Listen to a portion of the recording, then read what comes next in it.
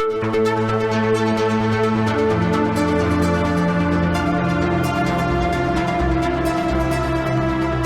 and welcome to the Sensibly Speaking podcast. This is Chris Shelton, your host. Thank you very much for inviting me into your home again this week.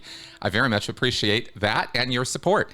I wanted to, we're going to talk about online gurus and cultic activity that people get up to, and maybe some possible ideas of what family and friends might, be more keenly aware of as people go down these rabbit holes that end up with them in some pretty strange headspaces. If you know what I'm talking about with, say, QAnon or, Teal Swan or certain other individuals. There's so many of them at this point, it's hard to keep track of what we call online gurus. And so this week I am joined by Kacey Cult Vault. Now that is the name of her show, Cult Vault.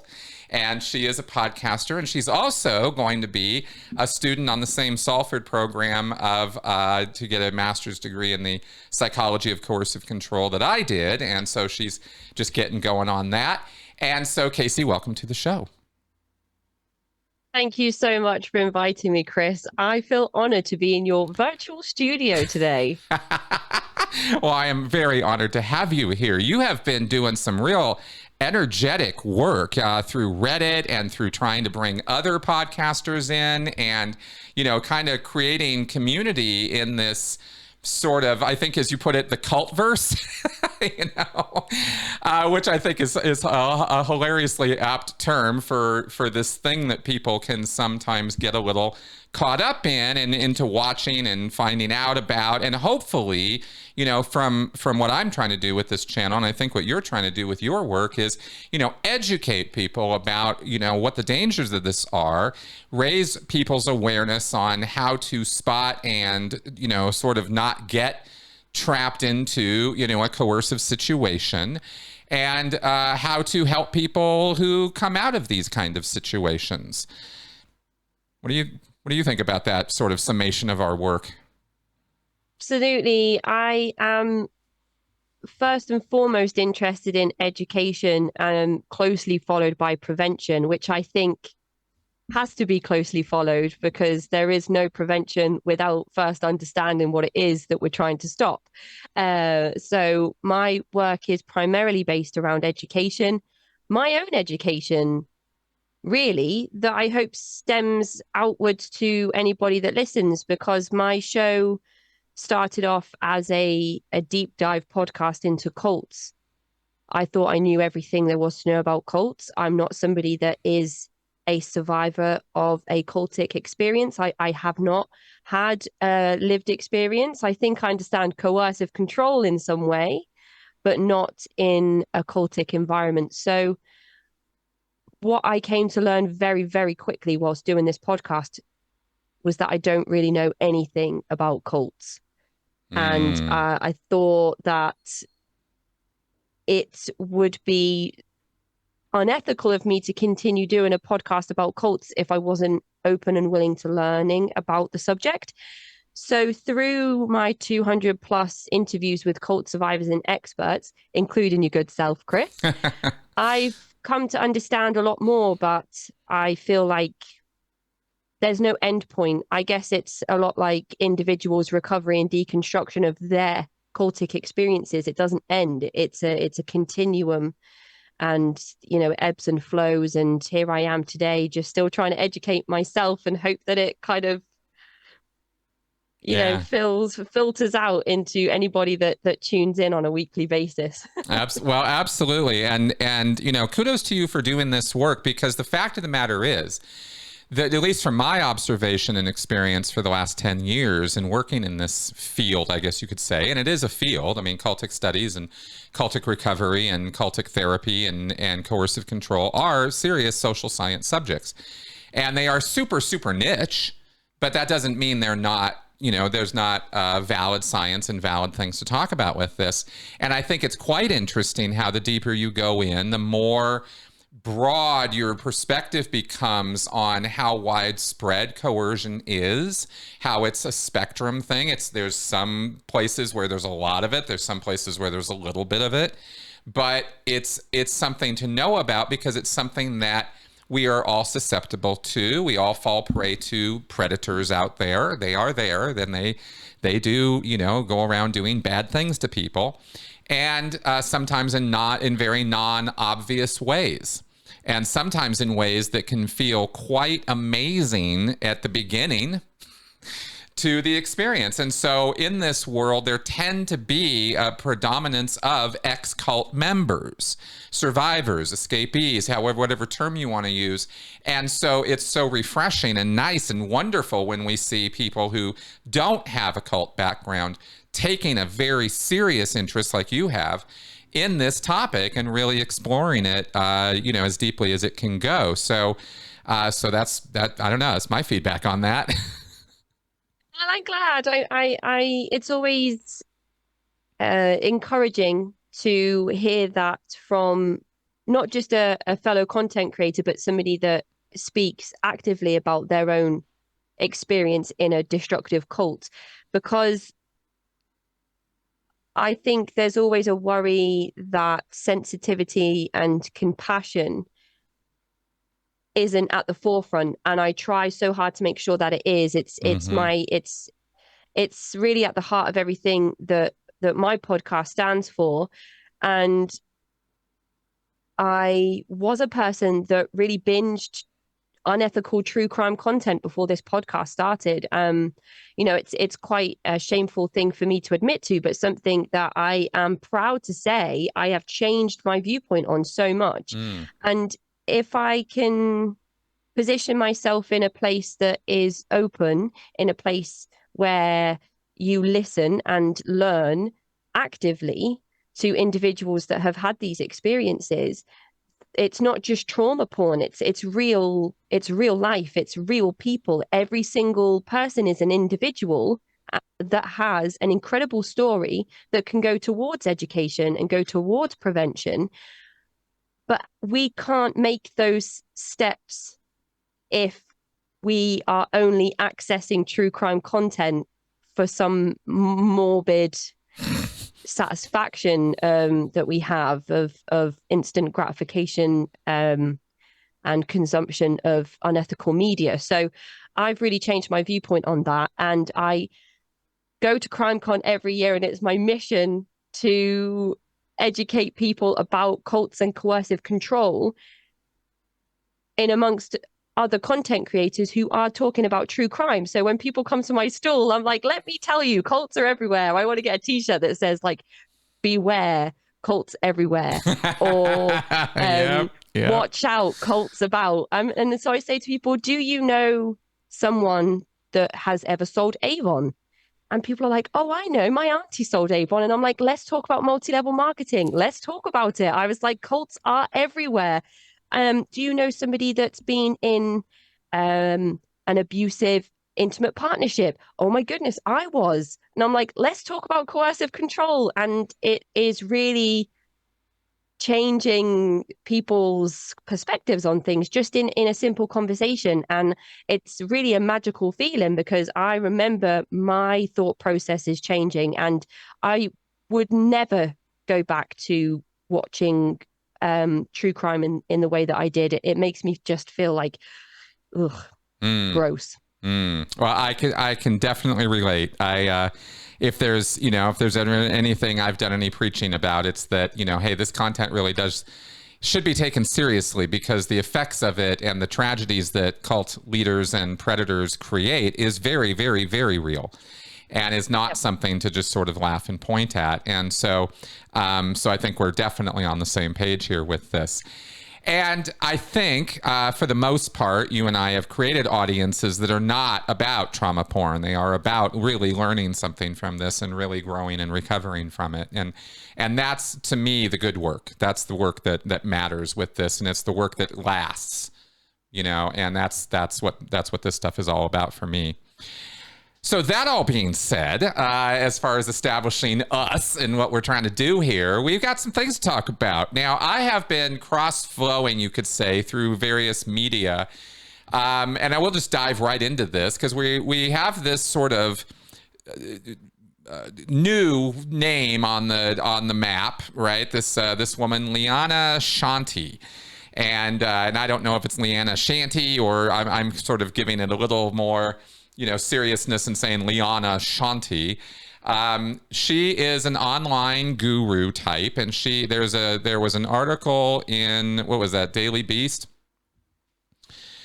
that sort of broke down a survivor or a story, not a survivor story, but a victim story of a husband whose wife had gone down the Shanti rabbit hole, which was very, very alarming because it had all kinds of parallels with the QAnon rabbit hole that at least from what I read about in the article. And I went, who is this woman? What's this about?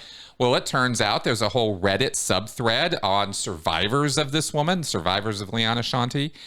And she is somebody who produces a tremendous amount of content and puts out charged for services and courses and various products and things. And not only is she selling stuff, but she's selling some of the worst ideas imaginable. And she's selling this as though it's self-help, self-realization, and some sort of self-improvement thing, right? And we've seen this grift from Scientology to EST to, to NXIVM. We see this go on and on and on, in and out of religious contexts. It doesn't have to be religious in order for it to be some kind of shammy kind of thing. We see, we've seen Tony Robinson and some of these like Grant Cardone, these more motivational finance oriented types. And Liana seems to sort of weave her way through all of this in one fashion or another. She weaves all kinds of elements into what she's doing, but it all appears to be the usual kind of grift. And so we thought we might talk about her and what it is that she's doing here, because it's a purely online thing. From what I've read and understand about this, she's not holding big weekend seminars at hotels or getaways or something for her followers. But you have been diving deep into this, and so I'm very, very curious. Because we are, just to set this up, because we're doing a podcast, I recognize a lot of my audience right now is listening to this. We are including a list in the show description of all the links to which Kacey here is going to link us to and go over.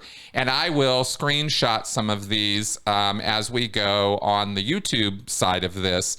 But if you are listening, then check out the show notes and you'll see links to all of this stuff. So, Kacey, what do you have for us on this? It's really a bit of a rabbit hole that I went down accidentally, as you do with these things, I think, a lot of the time. I was messaged by somebody on Reddit who was active in the r/cult subreddit, asking if I'd heard about the life coach, spiritual teacher, online guru that was known as Liana Shanti. And I hadn't heard of her at this point.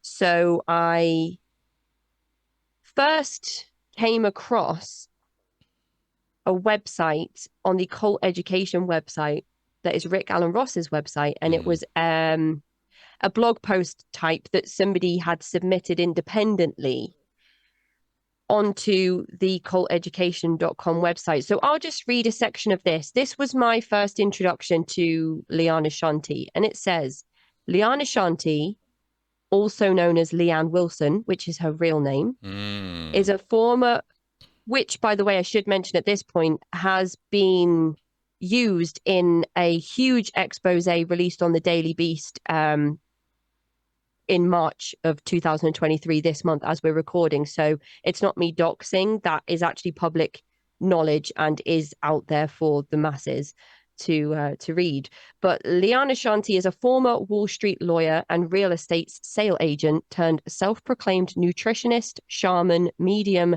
psychic, Akashic reader, and most recently, Jesus's avatar on earth and our Messiah.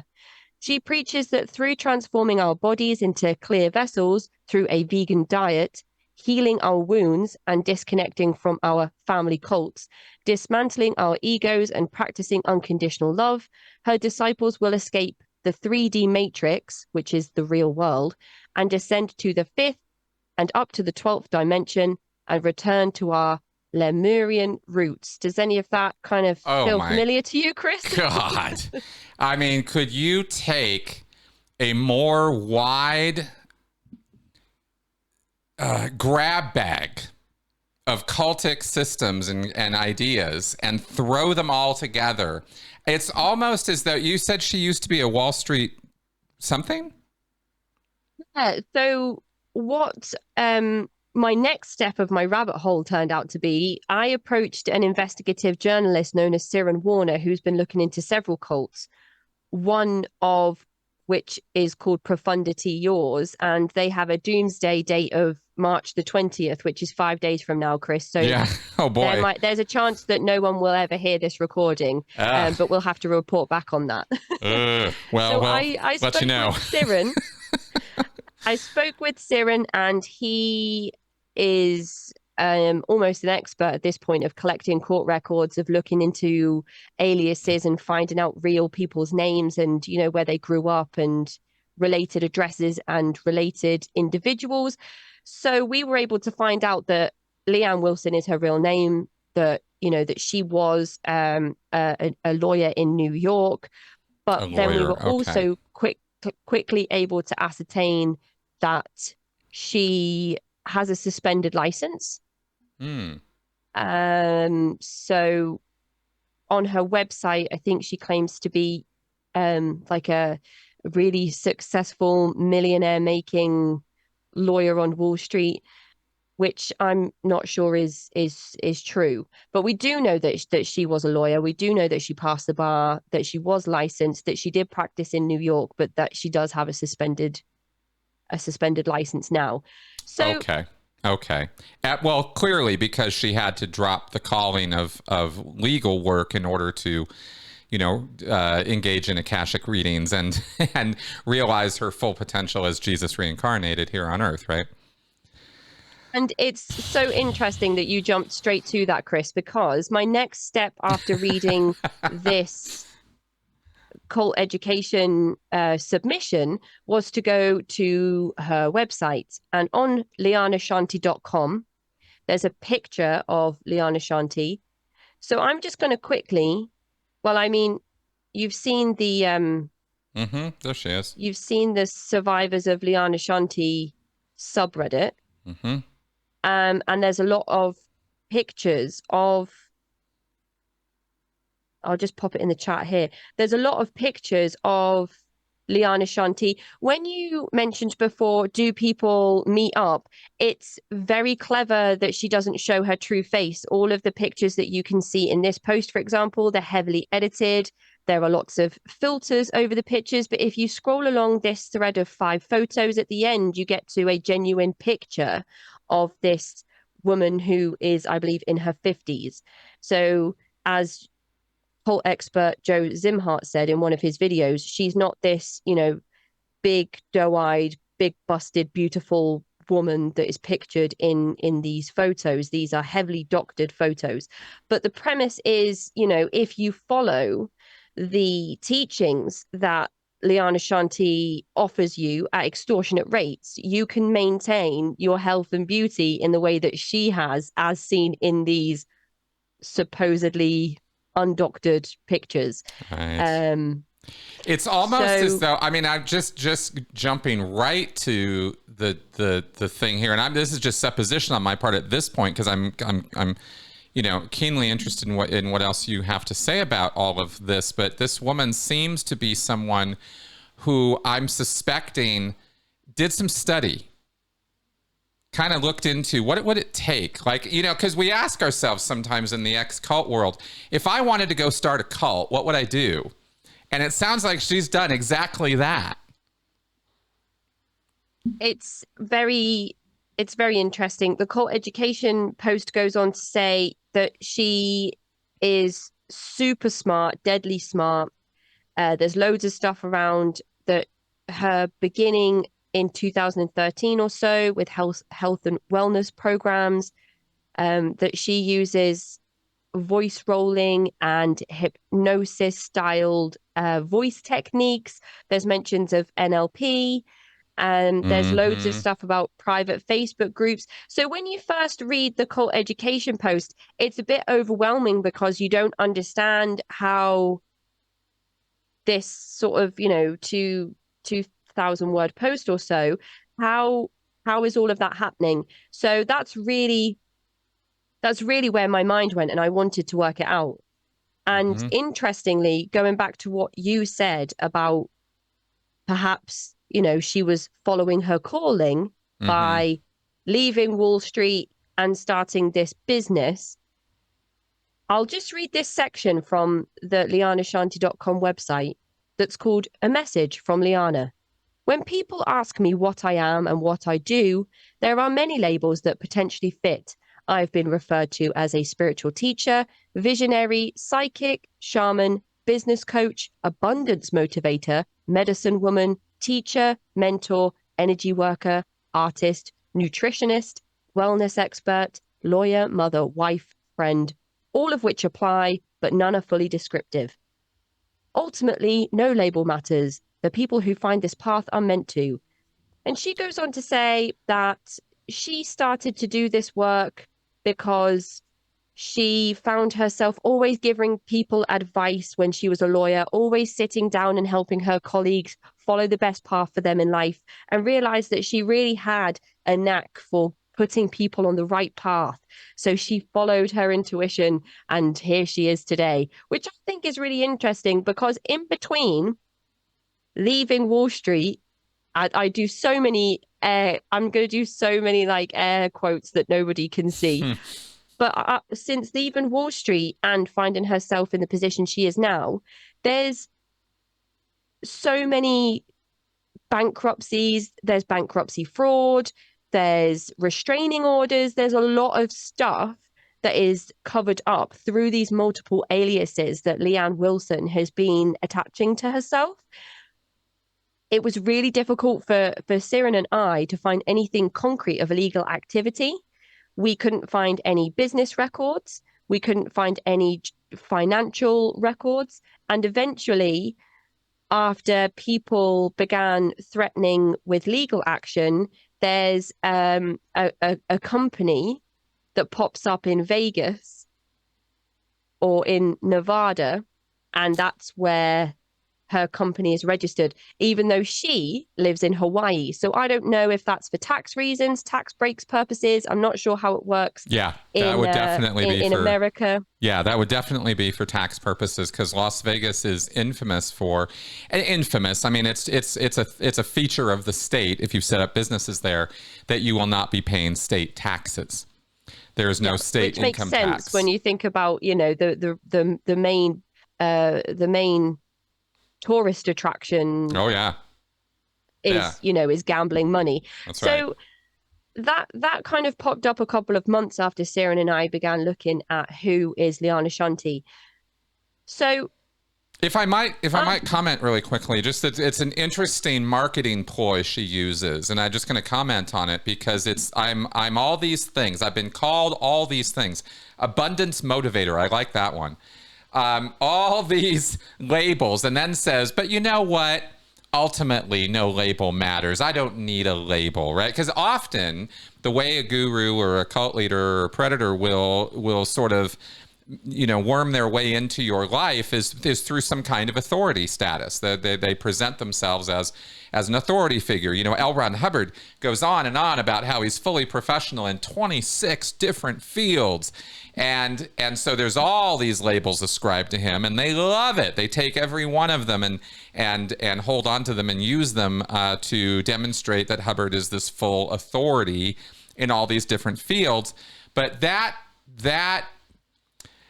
how do I put it? That grift has come and gone, right? And now in the internet age, what we see is, oh, I am everything and nothing. I am no label. I am just simply representative of the power of unconditional love. And I just found that to be an interesting twist on how we usually see these these people grasp onto or assume authority that they really don't have and never earned. Exactly. That's exactly right. And it's kind of a bit wishy-washy Mm-hmm. on the outside looking in. There's a lot of kind of new age terminology that's being thrown out. There's a lot of attractive, appealing things being thrown out. Like, I can help you obtain all of these things that I am, but also am not at the same time. Right. And it doesn't sound that nefarious. It just kind of looks like potentially hundreds of thousands of other spiritual teacher online guru websites. But it's when you start digging a little bit deeper, and realizing the system that has been cultivated throughout various different enterprises that Liana Shanti is running, that you realize actually how potentially dangerous these teachings are. Mm-hmm. So it started off with me getting a message from somebody on Reddit, looking at the cult education post, wondering how all these things fit together, going over to Liana Shanti's website, thinking this kind of looks like throwing shit at a wall and seeing what sticks. In terms of, my teachings do this, my teachings do that. I can guarantee it's kind of like reading your star sign. There's going to be something in what she writes that is attractive to every single person. Well, if I might interject here just a second, I mean, talk about keyword stuffing, if you will, in the cultic world, right? I mean, here's one paragraph from her website. My extensive body of work provides programs, tools, processes, teachings, support, and energy for you to live your best life, all capitals, and enjoy physical health and vitality, inner peace, joy, financial abundance, conscious relationships, conscious parenting, and finally, start living life the way you were destined to live. I mean, if that is not exactly what you just described, right? Like, take everything and throw it against the wall.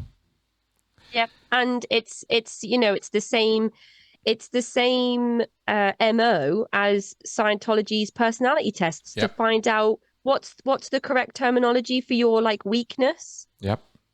That's right. I'm not sure what you call it Oh, in and Scientology. they called it a ruin. They're looking for your ruin. Your ruin. Yes, that's the one. That's Yeah. right. So it's the same sort of thing, isn't it? You go in and you're like, I'm having money problems. I'm having relationship problems. I'm having anxiety issues. I've got problems at work. I can't find the right job for me. It's the same thing. It's like, what can we find out about you, or what are you struggling with? And you go to that website and you're like, oh, I'm struggling with this. I'm struggling with this. There's something there that could be attractive to any person. So this is where it starts to get a little bit darker, Mm-hmm. but it's still not really anything in comparison to where we go from there. So after that, I went to Liana Shanti's Instagram page, which is just full of various different quotes, transphobic messages. Her most recent story that I looked at today, I think, is something that Marjorie Taylor Greene was saying or appearing in. Um, if you support the type of politics that Marjorie Taylor Greene is involved in, that's completely your right. But I feel like a lot of people are recognizing that there are some equality and human rights issues around some policies that are being put out there at the moment in terms of the LGBTQIA plus community specifically, in regards to Marjorie Taylor Greene. So I went onto Liana Shanti's Instagram, thought, oh, why are there no real pictures of her? Why don't we see anything about her or her life? And then realized that she doesn't show herself in real life. She's not doing even like Patreon live talks or Facebook calls with people. It's all done It's all done virtually with no cameras, no recording, no filming. So, our Zoom call today is going to go out audio, but we're speaking to each other face to face right now. Yep. I don't believe that happens with her or even her inner circle. So I thought, okay, well, that's a bit weird. If I was going to be paying somebody upwards of, $2,000 to $5,000 for courses or to be part of the inner circle, I think I'd want to know who I was talking to. And I'd especially want to know that the person I was sending this money to has bankruptcies, multiple bankruptcies, and a messy, murky financial history.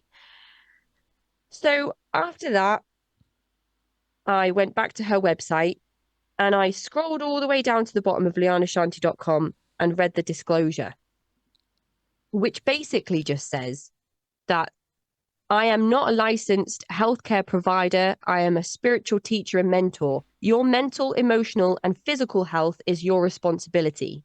That is the last sentence on her website, which is particularly problematic when you look at how individuals are getting involved with Liana Shanti. You go on her website, all of her different services are offered. Right. One of them specifically is her company, the healthmasteryinstitute.com. So when people enroll into certain programs, they're encouraged to start a detox. It's like a vegan cleanse. There are these juices that people are encouraged to drink and to forego food, substantial food, and to go on one of these cleanses.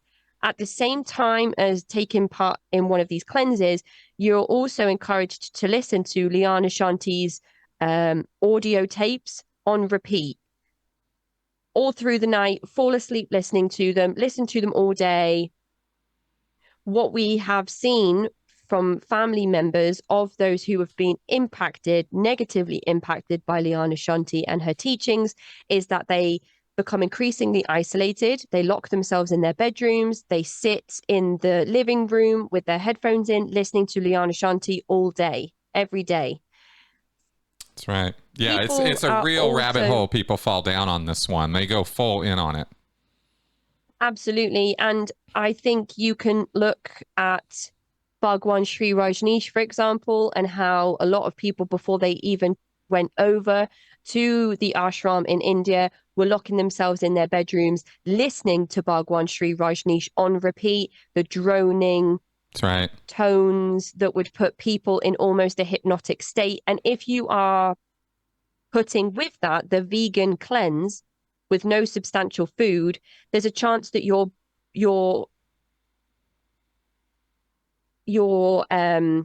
state of mind shifts and makes you more susceptible to certain things.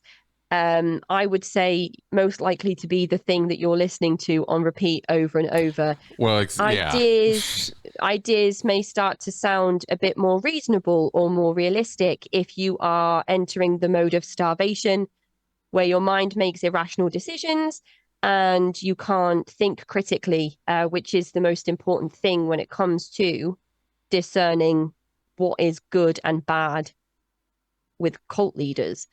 Yeah. So this is where it starts to get a bit darker. Looking at healthmasteryinstitute.com, there are so many different courses you can take. Become a plant-based health coach. So putting these labels of being certified coaches in things that I don't think you can legally become certified in. It's like what Liana Shanti, who has stipulated on her website that she is not a qualified coach, is going to come to you and give you a coaching certificate if you take her course. So this course costs you, I believe it's $99, and all you get for $99 is a PDF document. Right. What's on that PDF document, I cannot tell you because You didn't pay $99 for that PDF? I mean, I can't believe it. Part of me is intrigued, but so Well, it's then you interesting can, if we comment on this for just a second, because I yeah, don't know how broadly understood this is. I didn't particularly pay a lot of attention to this sort of thing, but the reason why we have institutions of higher learning or educational centers or places that are respected and that are that people fight to get into and that have prestige connected with them, i.e., Harvard, Yale, Stanford, the Oxford, Princeton, there is these various places where all you got to do is drop the name and people are impressed, is because there are a number of outside agencies that inspect and hold to certain standards what those colleges or universities or institutions, and I'm just naming some universities here. This is more broadly applicable than that when it comes to licensing, when it comes to certification of medical professionals, social science professionals, engineering professionals. The reason that we put stock in this is because they meet certain standards and specifications in order to be able to issue those certifications. And that's why they mean something, because you can go look up what those standards are and you can see it for yourself. It's just not hidden knowledge. It's just kind of, you have to dig a little bit to get to it. With things like this, like things with Scientology will offer you a ream of certifications.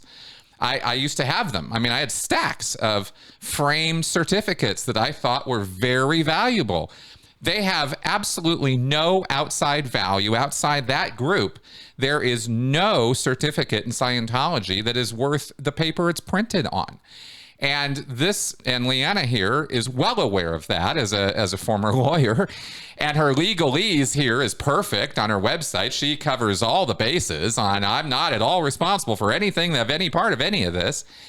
And these certifications fall under that same thing of, it's just a loosey-goosey piece of paper that she has her name on, or she puts her company name on.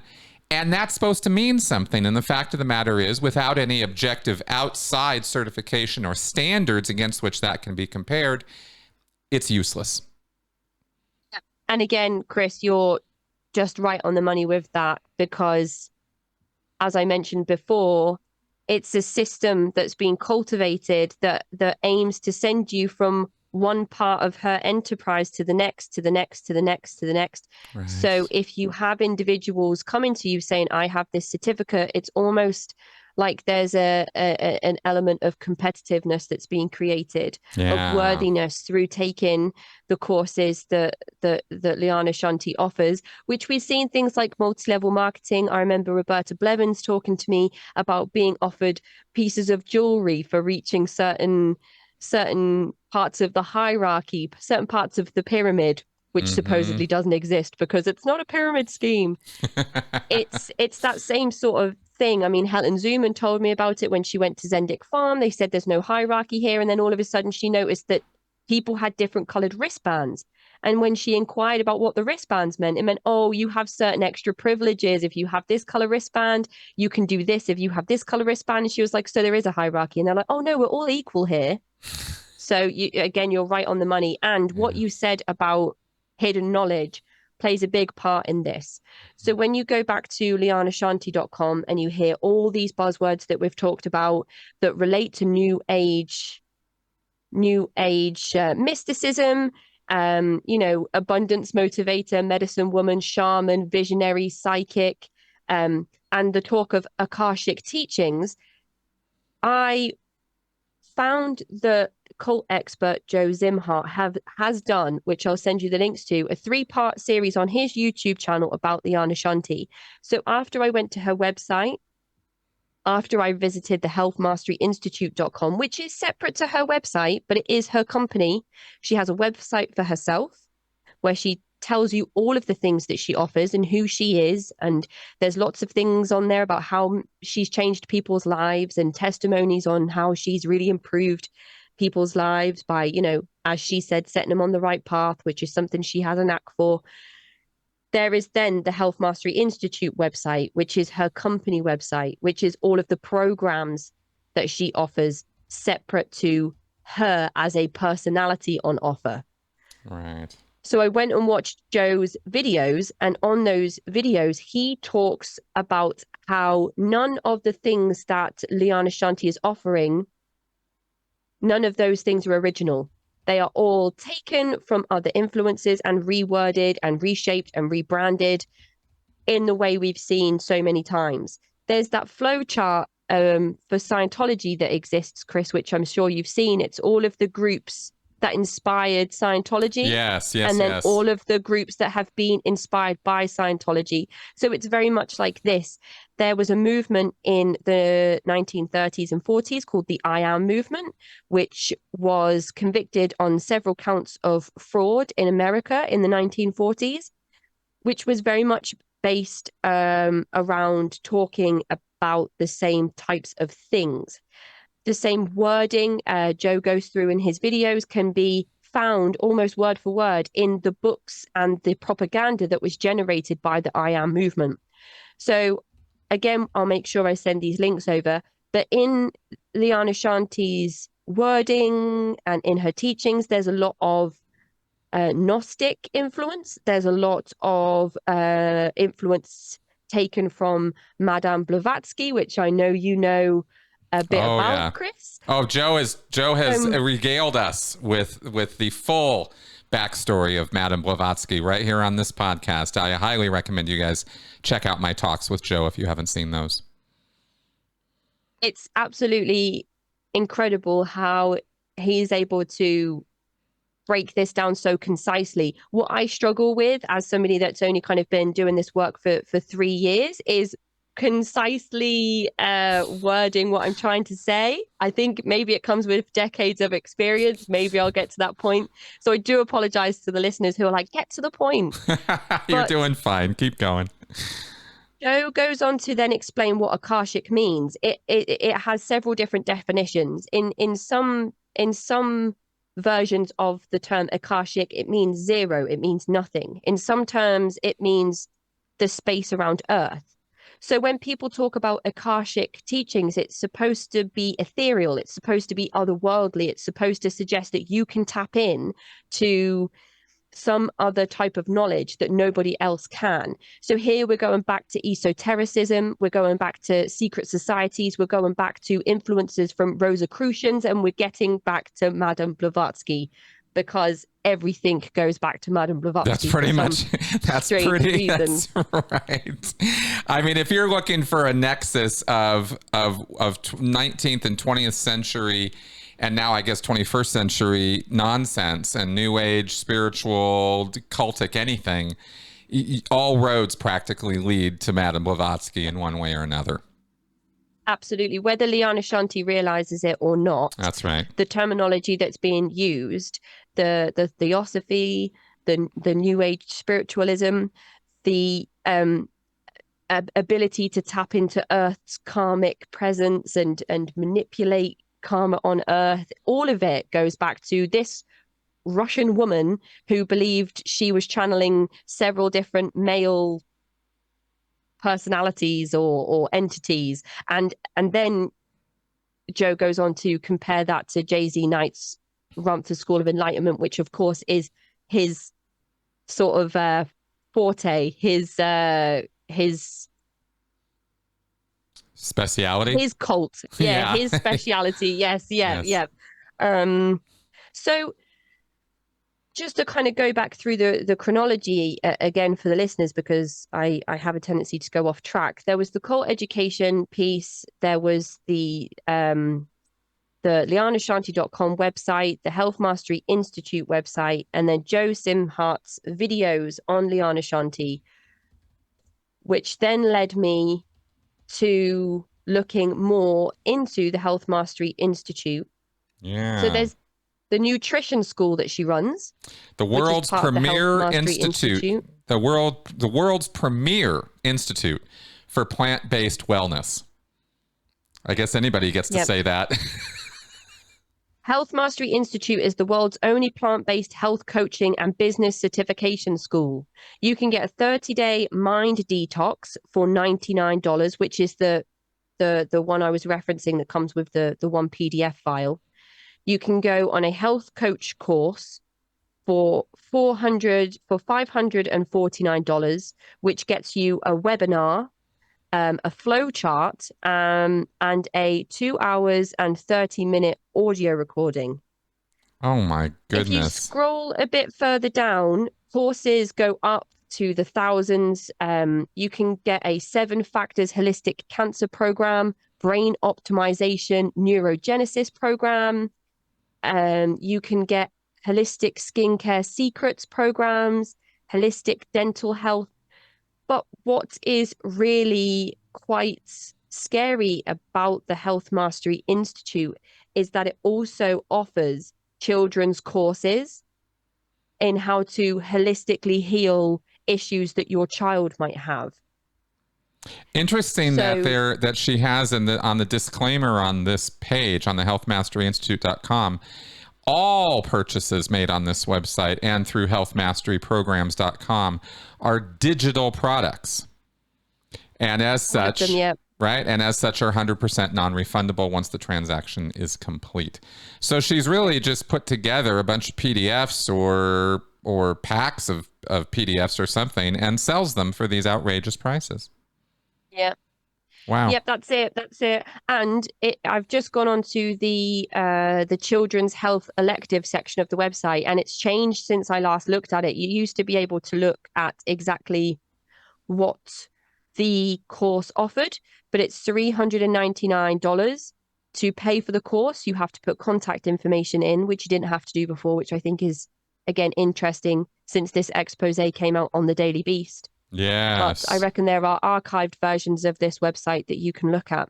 So for $399, it was a children's health and healing program where you can help your child with nutrition, earaches, allergies, digestion, skin conditions, sleep issues, mood issues. Again, we're throwing all of that stuff at the wall and seeing what sticks, because I have 2 children. They're very, very young. And I can tell you that just last week, we had to change the bubble bath that we were using for our smallest because she started getting dry skin. My son, when he last had a temperature from getting poorly at school, complained of earache. These are all things that children suffer with all of the time. Who can tell me that their 3-year-old or their child of any age really has never suffered with sleep issues, has never suffered with being fussy with the food that they're going to eat, has never suffered with mood issues? Of course, it's part of the human condition to have mood issues. And on the form itself, it said before it was put behind this paywall, again, you get limited resources for your money for $399. It also says, if your child is sick, you should immediately seek professional care. So it's basically telling you that the thing you should be doing instead of buying this program, right, is going to a professional to find out what's wrong with your child. I think it would be neglectful to spend $400 on a program like this before taking your child to a doctor. And people may agree, people may disagree, people may say it's not as easy as that, it's not as black and white as that. But again, we're going back to that thing, Chris, where are the inner circle going to be going to doctors over Liana Shanti? It's unlikely if they're at that point where everything that she says to them is gospel. Well, and that's exactly the point, because that's where this obviously is going, is that people have taken this and assigned a ridiculous amount of importance and priority to her teachings, and have, we'll get to the consequences of that. But, here we have, just as another page on her website here, I'm seeing that there's this whole neuro optimization program for your brain, where she says that scientists have discovered that the rate at which you produce brain cells is the single most important factor in your quality of life. Really, Liana? Which scientists on which studies? I'd be fascinated to find out what she's talking about there, but I'm going to have to pay $400 to find out. Yep. I don't think so. Again, it tells you nothing else. It tells you, and it did before, but it's not telling you anything now. You click on buy now, and it says neuro optimization, cutting edge brain techniques for optimal living. Yeah. Yeah. With the right knowledge, your brain cells can continue to grow year after year into your 30s, 40s, 50s, and beyond. And in fact, researchers are finding that the single most important factor in determining your quality of life is how fast your brain creates new cells, all capitals, you know. And it's just stuffed with all these keywords again, you know, like anybody who's ever looking for any aspect of anything to improve their life is this is the kind of website that's going to pop up because it's just stuffed with this nonsense. Yeah. And when it starts to encroach on children's healthcare, children's dental care, and curing cancer through holistic means, I think that's where it starts to kind of not sit right with me. People can, I think, use language that is in keeping with New Age mysticism, with Egyptology influences. If people want to talk about their star signs and the age of Aquarius, as long as it's not harming anybody and it's not being used for destructive or authoritarian purposes, you go ahead. I'm sure that there are some genuinely helpful teachings in amongst all of the hundreds of thousands of pieces of literature that have been released in regards to all of that stuff. But when you start to claim that you can help children and that you can holistically help people with cancer, I think, again, we need to be looking at professionals, licensed professionals that have had to go through the system of becoming accredited and recognized in recognized institutions, as you said, Chris. Oh, absolutely. This is no different than what Scientology is offering. I mean, it's the same level of nonsense given and sold with the same level of certainty that this is what works and nobody else knows what they're talking about. And we've really got, our finger on the pulse of what's really going on here. Scientists say, and all this nonsense in here that doesn't have anything to do with reality at all. It's easy to put words together like that, and it's very unfortunate that we're in a society where people fall for it, and that's where we that's what we're trying to warn against here. It's if it sounds too good to be true, especially when you're making medical claims like we're going to heal your eyesight or your leukemia or your cancer like Scientology does or like she's doing. Now you're really, really, really, I agree completely. You're crossing lines that you have no business making claims like that. Yep. And those claims that you just kind of reeled through there, they are relevant later on when I came across another website, which is probably the most interesting of all of the ones I found. But on the Liana Shanti website.com, there's the Health Mastery Institute, which is part of her enterprise. But there are also other services that she offers. So she claims to be able to help you with your wounds. And by wounds, these are like generational wounds, father wounds, and mother wounds. And they are all to do with narcissistic abuse, generational trauma passed down through families, and through accessing Liana Shanti's audio tapes, which you listen to on repeat, taking part in, and also, you listen to my tapes, but also you should cleanse at the same time. So you should head over to my Health Mastery Institute website and sign up for one of my detox classes because it works really well with these tapes. I imagine are the types of conversations that are taking place. So you're listening to the tapes. Then I spoke to the mother of an individual who was being severely, deeply negatively affected by Liana Shanti's teachings, to the point that when I spoke to this mother, her child was in a psychiatric hospital and the mother was talking to me from the gardens of the hospital that her child was admitted to. Oh my goodness. How old was the child? How old was her? She is an adult. Sorry. An adult. They are an child. adult. Yeah. They're an adult, but the the mother didn't specify the gender of the child or the age of the child. Got it. So this is and it doesn't diminish that in any way. I just got curious there for a second.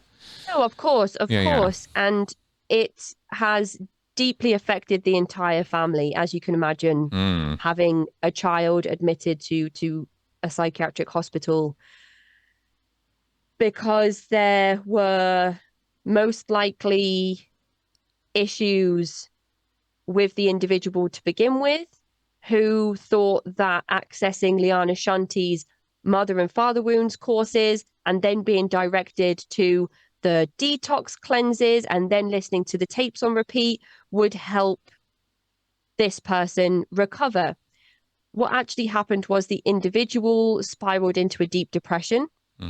The teachings of Liana Shanti that come to convince individuals that your family members have abused you, that you've been deeply abused by your cult family,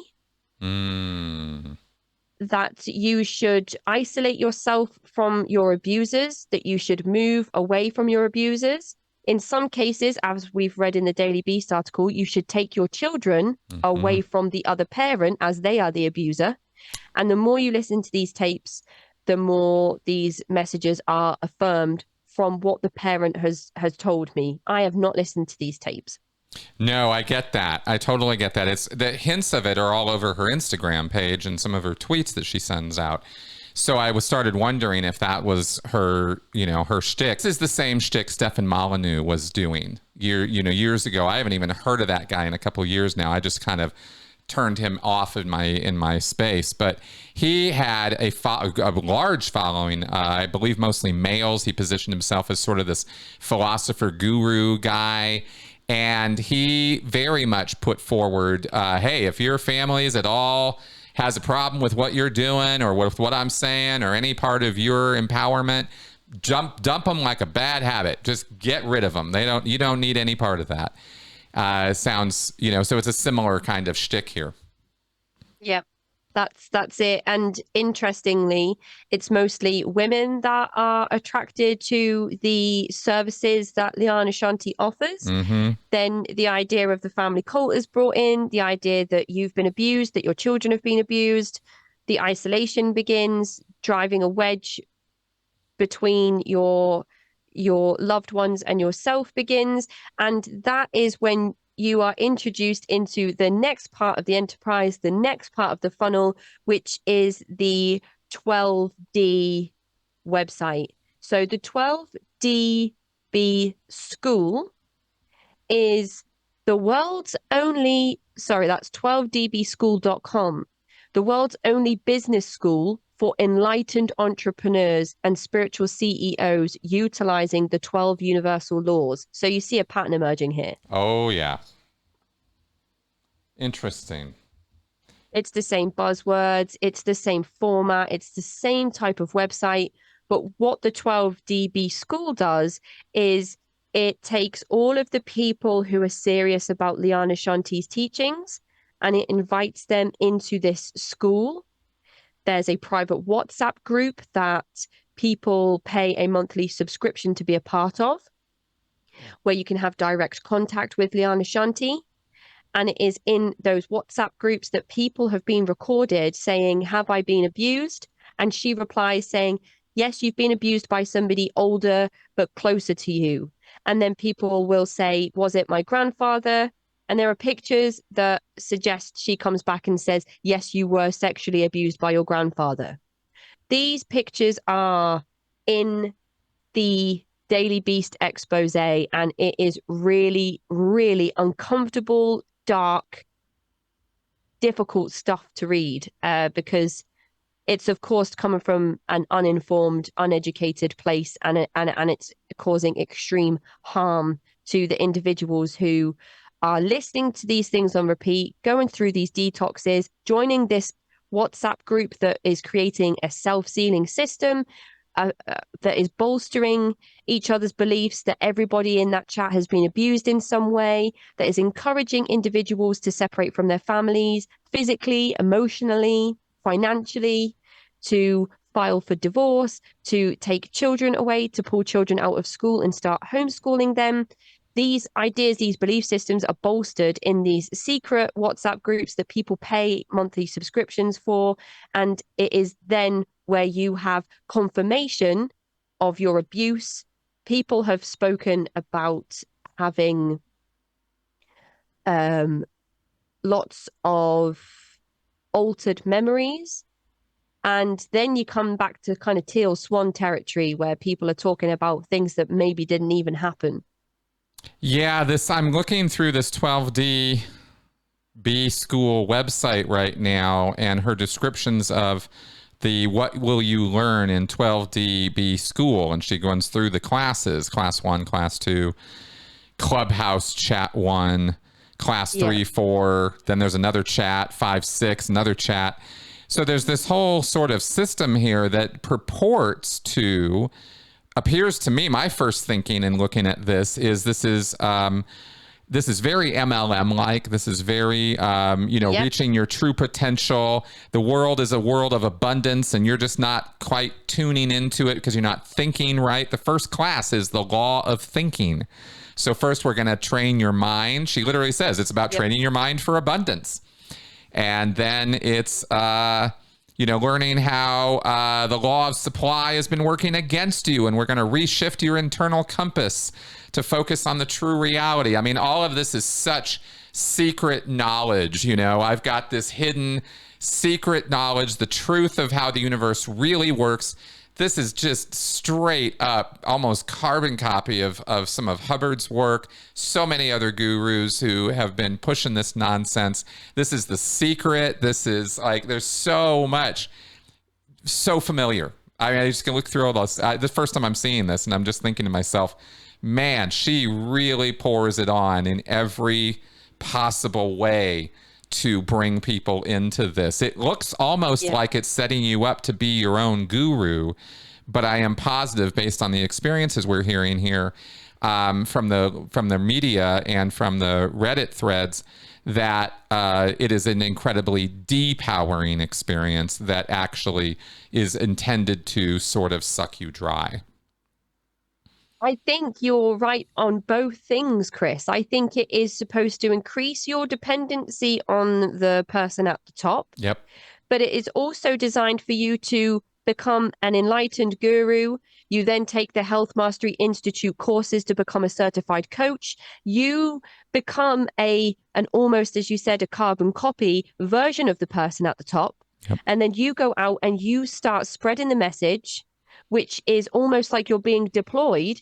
And then we're back to multi-level marketing. We're back to you're actually being trained to go out and recruit people who will then take all of these courses. Because who are you if you're not certified in all areas of the person at the very top? That's right. Then we come back to that pyramid scheme. We come back to, this person has created an enterprise that goes round and round and round. And every single time you go round, you're bringing more people with you.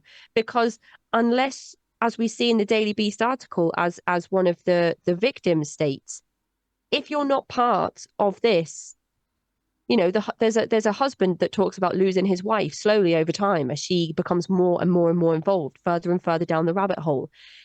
If he wouldn't have bought into Liana Shanti's teachings, his wife would have left with the kids. She did for a while leave with the kids. And it was only when he said, okay, I'll give it a try, that they, tried to work things out. And then eventually both realized that something is not right here. He began to disassociate in the same way his wife did months before when she first started listening to the tapes.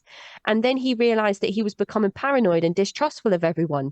And then he started to believe that he had been abused in ways that he never was. And this is all detailed in the Daily Beast article by Jennings Brown. Jennings Brown is an award-winning journalist who has created many podcasts and media pieces on cults. He did The Gateway, the Teal Swan podcast, which inspired the documentary, the freeform documentary, The Deep End. He did Revelations, which was about the esoteric group that broke away from the esoteric and hidden activity of the group Odyssey Study Group that was working before it moved to New York. So Jennings Brown is really somebody that knows what he's doing. And he worked with survivors. He worked with different cult experts. I think Janja Lalich, Stephen Hassan, Joe Zimhart, and Rick Allen Ross are all cited as giving their opinions on what they think this group is in this expose. So we've got being introduced to Liana Shanti as a cult of personality, introduced to the Health Mastery Institute, introduced to the school, which is the multi-level marketing recruitment aspect of it. And then we're back to what else can I do to get closer to Liana Shanti? It's mind-boggling stuff. And that's really why when I started at the culteducation.com piece, I was like, how does all of this fit together? And then down the rabbit hole you go. Well, there's a few things I have to comment on here. One is that it's amazing to me that this all appears to have kind of come all out together. Like, this didn't take years and years of growing a follower base and evolving this. It looks like she figured all this out almost from the get-go. And the brilliance of it is that she's teaching a system, and this is the hidden trap with almost every cult in one aspect or another, is, well, in fact, it actually has to be part of the picture, is that if you're failing at it, if you're trying desperately to apply these principles and you're not, and you're thinking hard and you're working hard and you're doing hard and you're listening to lectures and you're doing all the detoxes and doing all the things and it's not working, it's built into the system that, guess what? You're just not working hard enough. It's just on you. It's not the teachings. It's not the guru. It's all you. This is built into this. I can see it already. It's all right in there. This is exactly what the parent was talking to me about. She kept hearing from her child, if I just do another course, if I just complete the detox, because her child couldn't get to the end of 30 days. I keep saying child, but I mean loved one. Sure. I don't mean to infantilize by using that term. It's just I'm trying to kind of, keep the anonymity that I was asked to keep. Sure. So her own loved one, she the mother explained to me that her child said, if I could just get to the end of the 30 days, if I could just complete the detox, which is so difficult, if I could just do it, if I could just listen to the tapes a little bit more, maybe I'll get there. Maybe I'll reach that point. Maybe I'll get the recognition I deserve. Maybe it will fix all of the problems that I was promised would be fixed through taking part in these. Maybe I won't be depressed anymore. It's stuck in it. You get stuck in the cycle. And on top of this diet, people are also encouraged to do multiple enemas, coffee enemas a day. Ugh. So not only are you experiencing a shock to the body through an extreme change in diet, you're also then ridding your body of key salts, sodium, sugars, and you're depleting your body of the things that it needs to function correctly. So you're in a state, you're in a psychological state that makes you more susceptible, even more so than you would have been just with the juice cleanse, to listening to these tapes, to taking part in these courses, to being in this WhatsApp group where everybody is bolstering each other's paranoia, bolstering each other's experiences of abuse that may or may not have happened. If people have been abused in the way that Liana Shanti tells them, it's not them telling her, it's her telling them, as we've seen in the Daily Beast pictures. If people have been abused in the ways that Liana Shanti is telling these people they've been abused, they need licensed professional care. They need their loved ones. They do not need a person in a WhatsApp group telling them that if they just do this detox, if they just take part in this holistic program, they will be healed. They will heal their wounds. And if people have not been abused, and she's telling them that they have in the ways that are just the most awful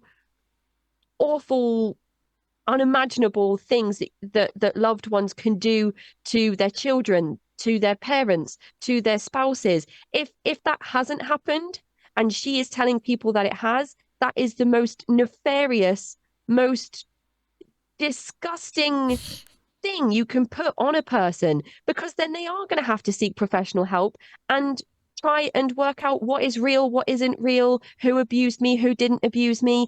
To try and disentangle those things from the truth is just absolutely absurd. And it's really frustrating to hear that people are having those experiences. I just think and it's not just somebody throwing out wisdom out there, it's somebody benefiting off of false claims of sexual child abuse and molestation. It's awful. Oh, absolutely. It's of course it is, and this is the guru mentality. There's a point of, again, she's clearly a smart person. This is really quite interesting to me because because we've talked about this. We talk about on my channel many times, the anatomy of cultic structures. How does it work? How do you get people to do this stuff? And she's figured out an online way of doing it where she doesn't have to, it doesn't rely on her personal charisma so much. Her flowery language is certainly a big support here for what she's doing. But there's the anatomy of her process is the first thing you're doing, or one of the first things you're doing, is this detox, this cleanse thing. She puts you on a program where you're starving yourself. How, John Atack and I broke all this down a couple weeks ago. How does brainwashing work? Well, two of the most powerful components of mind control or thought reform, or how you get somebody to forcefully change their reality in a short period of time, is sleep deprivation and food deprivation. Those are powerful. They are incredibly powerful components of any mind control program, or torture program, if you will. And here we have, this is one of the first steps she wants her followers in this program to do.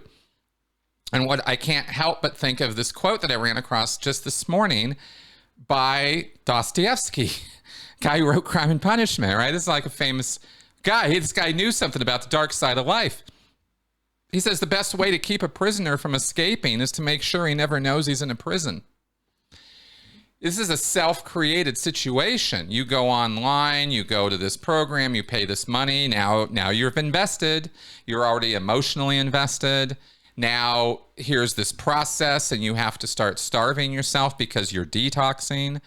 And now you're your own abuser, right? Because you've taken this on to yourself, and you believe with all your heart that this is going to be the thing that's going to turn everything around in your life. But what in fact you're doing is putting yourself on a path of mind control. Because through that process of sleep and food deprivation that you've now put yourself on, you've created your own prison, and you're going further and further into a land where, listening to, who knows what this woman is saying on her lectures or these audio tapes, but I can't imagine that it's anything other than mantras and repetition and, trance-inducing kind of stuff that puts you in a state of mind where you must continue. The way out is the way through. That's a Scientology mantra. What turns it on will turn it off. The way out is the way through. You got to get through it, which means you're a failure if you stop. You're less than if you quit. And so you've got to power through. And I couldn't help but think about all of this when you mentioned this poor woman whose adult child was in a psychiatric institution now, lamenting that they just couldn't get through the 30 days. And that was the big problem, and that was not the problem. But that, in their mind, it sure was. And that's that indoctrination. And it's a sort of nefarious genius that creates a program where, again, the best way to keep a prisoner from escaping is to make sure he never knows he's in a prison. I just couldn't help but put those things together, just with what you've been discussing and what I've been seeing on these websites. Yeah. And again, I just think you're so spot on with those observations and putting those things together, Chris, because the parent also reported in our interview together that being part of the WhatsApp group, messaging these people in the WhatsApp group all day, every day, listening to the tapes at the same time, it made that divide between the child and the mother even wider. Mm-hmm. And the whole time that the adult child is being told that her loved ones are the problem, and then being part of this group chat where where they found a new family, Yep. it's driving that wedge even further. The detoxes and the enemas, again, we're talking altered states of consciousness, as you mentioned. We're talking repetition and thought stopping, thought terminating cliches. And then we're getting towards other cult-like tactics that we recognize, that we know are red flags. There is conspiratorial thinking Mm-hmm.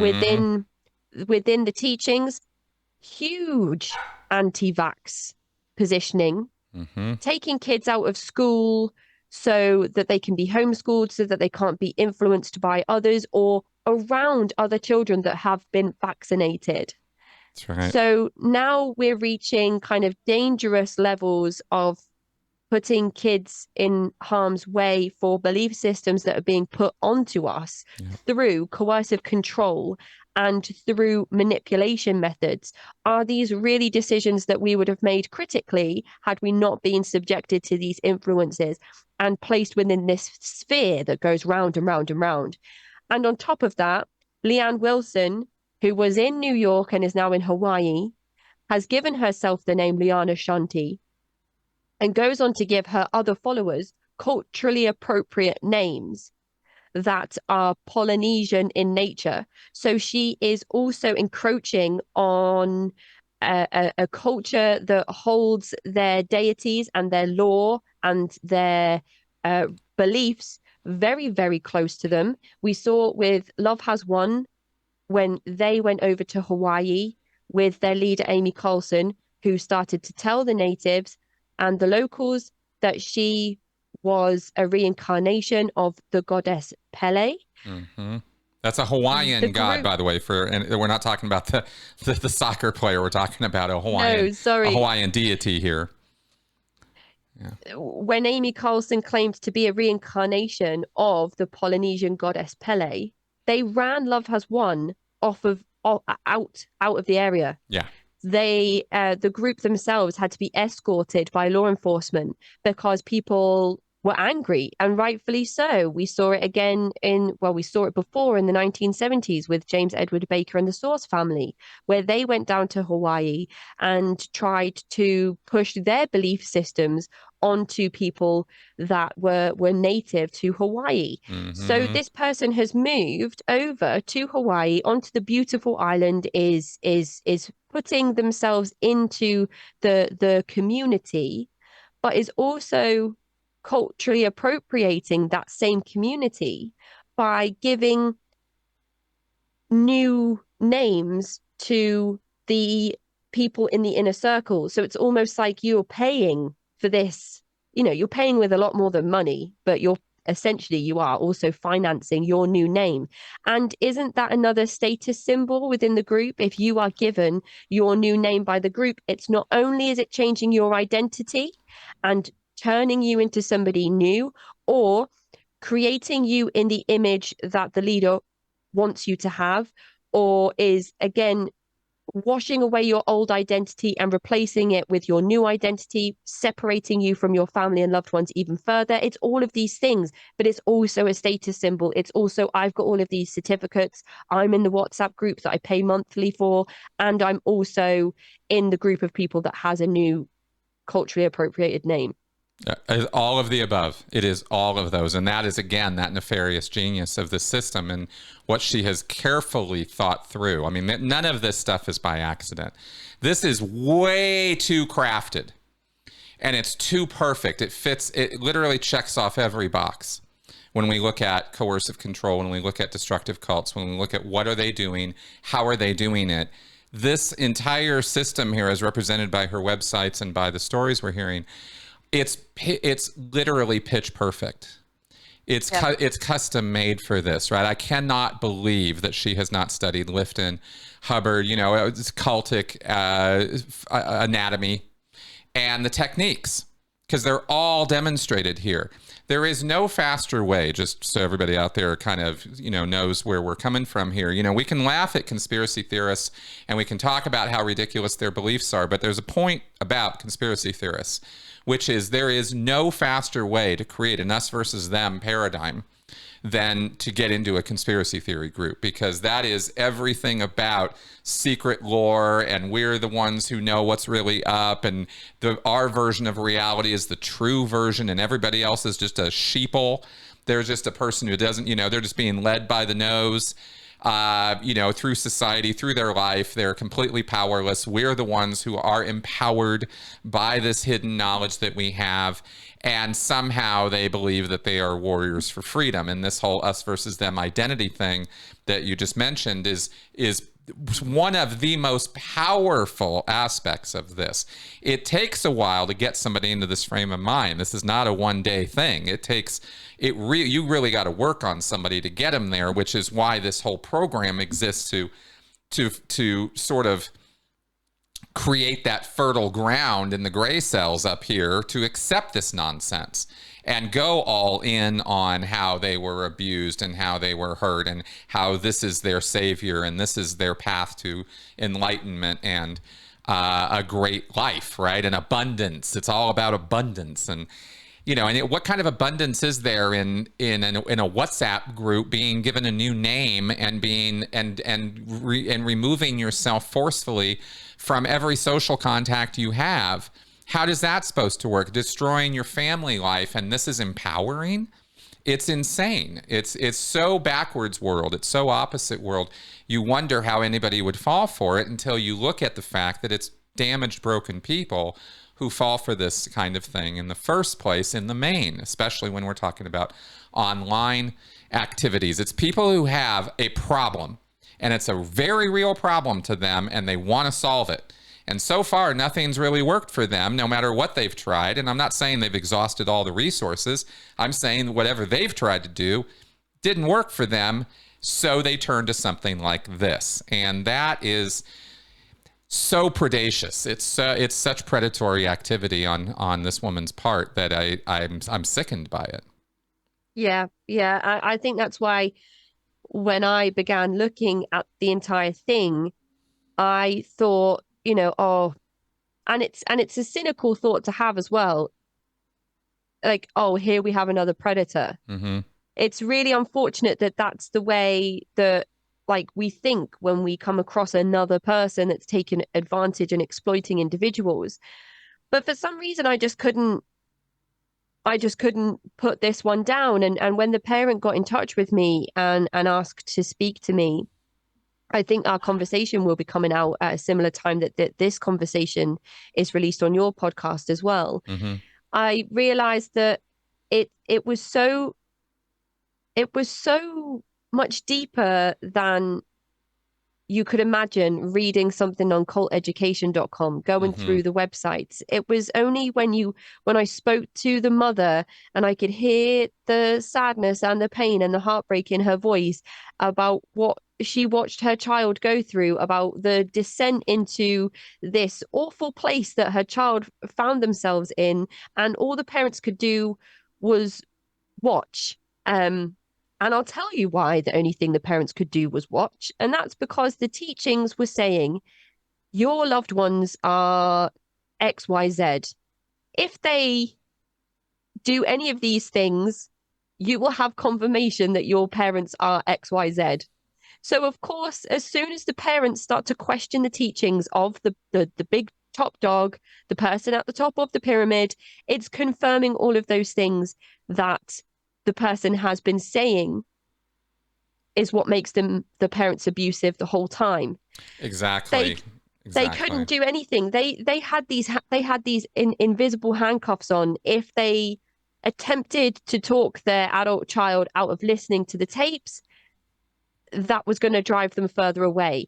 If they forcefully stopped their child from listening to the tapes, our house, our rules, that kind of stance, that was gonna ensure total no contact from the adult child. It was just a heartbreaking to hear this parent talk about these experiences and just watch her child descend into this horrific, ugly, horrible place of absolute despair. And then to have that conversation with me from the gardens of a psychiatric hospital as a result of being involved in these teachings. Yeah. I'll bet. I absolutely can get that completely. I mean, doing the consulting work I do now, I mean, I'm one-on-one with people, and it's there's no way to adequately represent an individual's story, when we talk in general terms about this stuff, as you just, the point you're making here, and it's a very good one. The loss of, the cost that is paid in the tragic consequences of this to relationships and to families and to businesses, even, people losing their jobs or quitting or going off or whatever. This is tragic stuff. And I have some advice in this direction. I want to finish talking about what this woman's doing, and then we'll kind of get to that. But there are some ideas here about how to head this stuff off at the pass before it gets too late. And maybe we can get into that. But why don't you finish what you've got here on your narrative? So kind of to end on a slightly different note with this whole thing, to wrap this whole piece up. Interestingly, there on the lianashanti.com website, there's a section of testimonials, and the first testimonial comes from Dr. Kaya Aline. Now, I don't know if Dr. Kaya Aline is her real name. I don't know if that's one of the appropriated names that has been dished out by Liana Shanti. But the testimonial says, from Dr. Aline, I have done every program she has offered, including spiritual, nutrition, and business. My gratitude is immense, and words cannot convey. Each program will change your life for the better. Then there's a happy old picture of Dr. Aline, and you can go onto Dr. Aline's website, which is so interesting because KayaAline.com is a website that is very similar to the Liana Shanti website. You don't say. This person is supposed to be a divorce coach and a doula coach, but interestingly acts as Liana Shanti's cult recovery expert. So if you go on familycultrecovery.com, notice the SEO and keywords and terms probably being used expertly and to Liana Shanti's favor here. Familycultrecovery.com. I mean, that could be Yanya's website. That's right. That could be Stephen's website. It could be John Atak's website. It could be any of these people's websites, right? Familycultrecovery.com. You can book a 4-week family cult recovery program with Dr. Kaya Aline. Oh my God! Look at this. This is positioning itself the exact opposite to the way that every cult professional, cult recovery expert, social scientist, like psychologists, sociologists, the people who actually do the work on this is positioning the exact opposite attitude of that. The time has come for those challenged daily to speak up, make decisions, and set healthy boundaries to end their ties to families that act more like a cult than a healthy family system. This is straight up disconnection as a feature, not a bug. It's the cultiest thing. It's the cultiest. So, my God, I thought it would be bad, but Jesus, this is just straight up, this is awful. You go on to Kaya Aline's website, her personal website.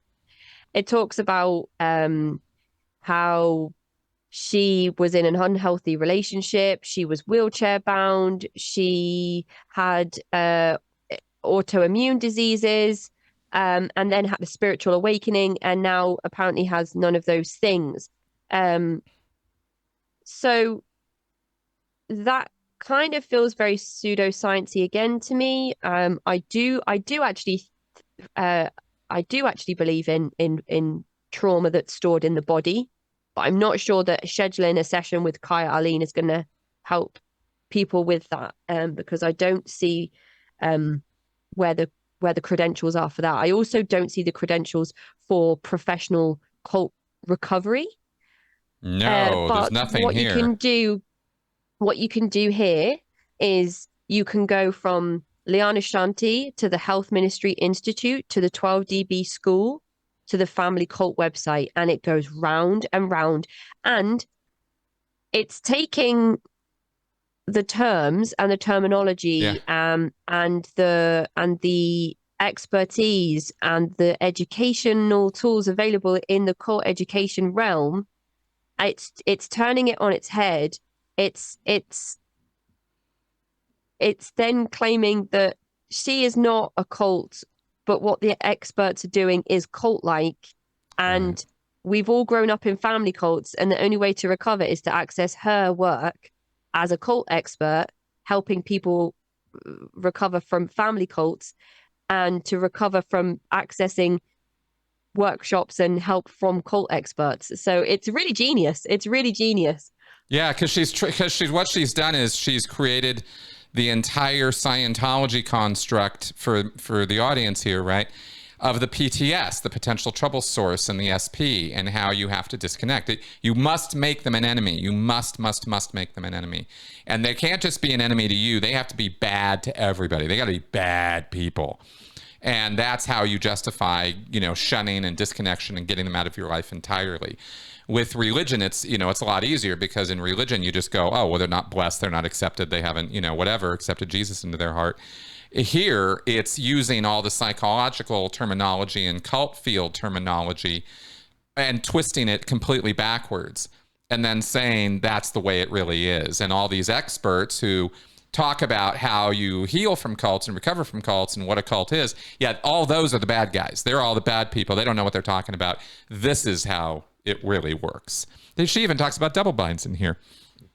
This is so twisted. I'm sickened by this. I did not realize just how complete this woman's system really is. She has really created an entire self-contained system here. So on the family cult recovery page, there's stuff about what is a family cult and how can we recognize a family cult.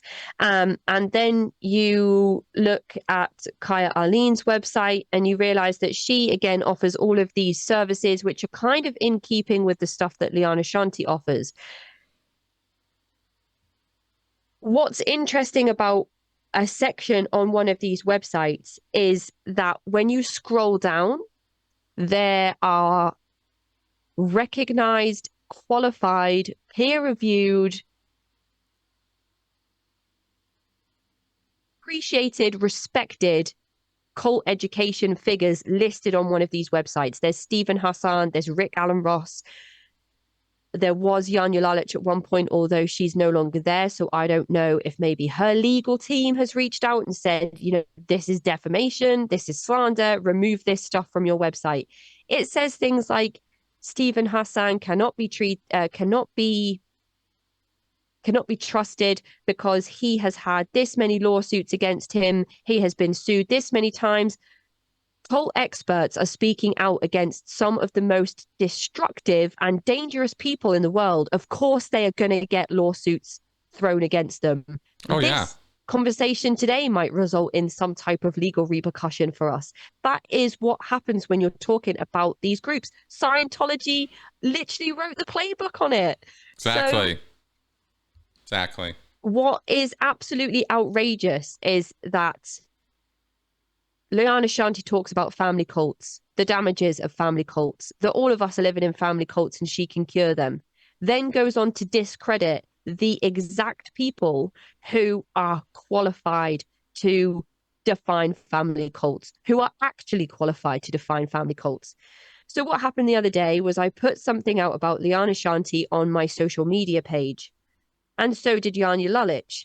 She shared the Daily Beast expose that was written by Jennings Brown that contains first-hand testimonies from victims and survivors of Liana Shanti. It also goes into Liana Shanti's history, talks about her real name, not her aliases, her job history, employment history, bankruptcy, fraud, everything. It's a 30-minute read.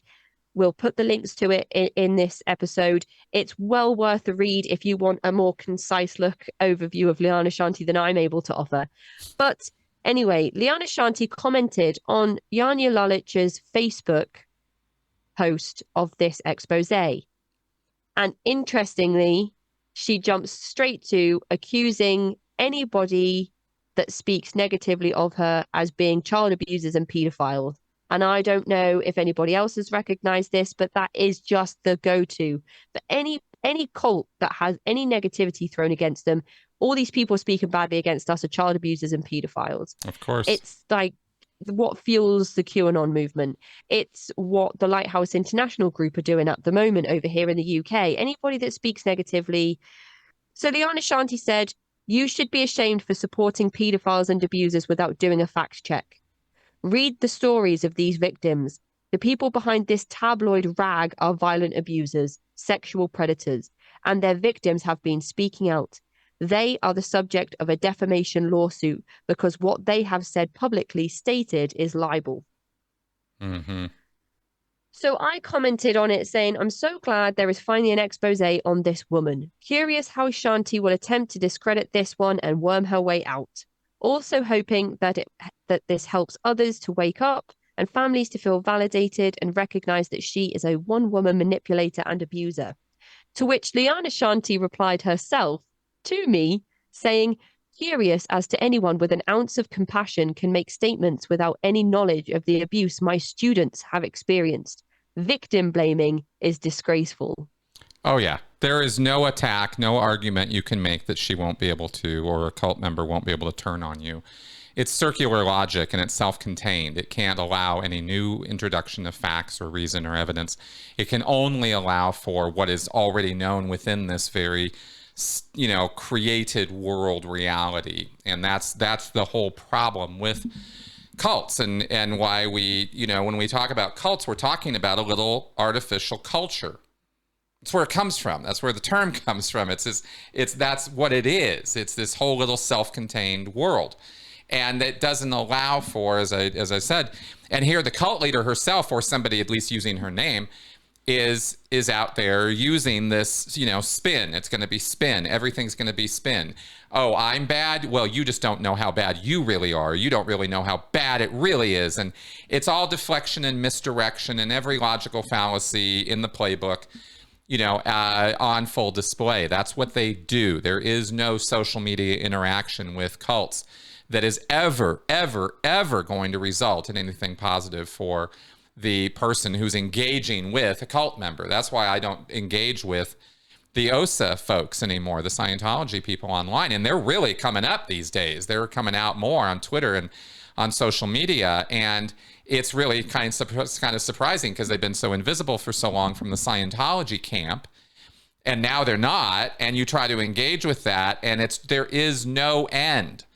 They will just keep spinning everything you say against you.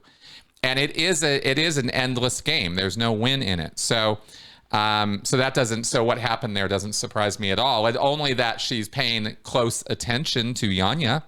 That's interesting to me, right? And now Janja's name is not on there. That's interesting to me. So we'll have to see where this develops. But she's, as admirable as all of this effort is, we can see through it in 2 minutes. I mean, I have not even looked at this stuff until we're doing this podcast, and we're breaking it all down just by looking at this stuff. This is just Cult 101 playbook stuff. There's nothing fancy, original, or interesting here. That's what's so interesting. That's what I find so interesting about this, is it's just all the same stuff, all regurgitated again so that this chick can make money. And wow, Yep. Wow. And that's the long and short of it. I think in a nutshell, what you've just said there. I mean, I can't find the page that I was looking at earlier. I'm sure that if we looked at archived versions of those websites, we would see what I was talking about. But there's a chance that it's changed because, even just in the last few hours, because people are talking out about it now. People are speaking out about the experiences that they've had. Perhaps there is, perhaps people have caught wind that there's going to be content being released and people having conversations on recognized platforms, because I've mentioned that I have an episode coming out at some point in April that details some of the experiences that individuals have had with the teachings of Liana Shanti. So, maybe those websites have changed. But in regards to what we were talking about before we hit record, what we've been talking about together on Twitter, in DMs and various things, is that there is a huge divide happening with online gurus, online personalities, life coaches, spiritual teachers who are exploiting the virtual spaces that they work within to cause the divides between individuals and their loved ones. That's right. So that these people are left vulnerable, dependent on those people that are cultivating those virtual spaces, so that people can exploit these individuals further and further and further. And again, it goes back to what the parent was telling me about disagreeing with Liana Shanti's teachings or trying to get their adult child away from Liana Shanti and her teachings. It was only going to feed into that confirmation that Liana Shanti was or tries to